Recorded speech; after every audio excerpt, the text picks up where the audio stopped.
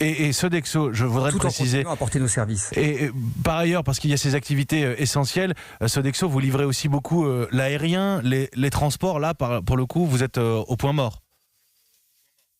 Alors bien sûr, c'est cette situation contrastée que nous vivons entre des sites sous tension et puis des sites en sous-activité ou à l'arrêt, notamment évidemment dans les salons des aéroports, mais aussi dans les écoles, les universités.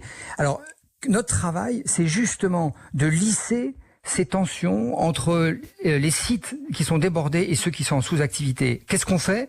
Eh bien, on réaffecte les salariés des sites en sous-activité vers ceux qui sont sous tension. Et à ce jour, c'est plus de 5000 personnes en Europe, aux États-Unis, dont 1300 en France, qui sont ainsi redéployées. C'est le début, mais nous le faisons de manière très active.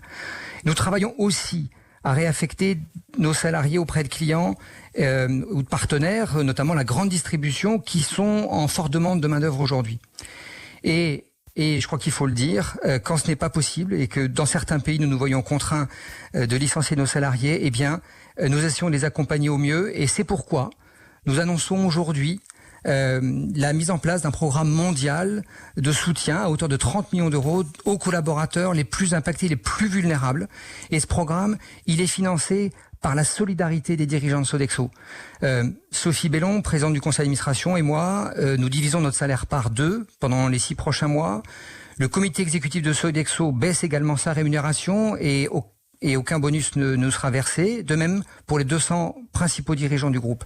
Et ce programme, il est là pour accompagner les salariés impactés par la crise et qui sont les plus vulnérables dans des pays où justement les filets de sécurité sociaux ne sont pas présents. Oui, donc, parce voilà que ce que nous vous êtes, il faut le repréciser, je recontextualise simplement pour nos auditeurs, c'est un demi-million de salariés dans le monde, 470 000. Vous êtes le 19e employeur au monde, premier employeur privé français d'abord.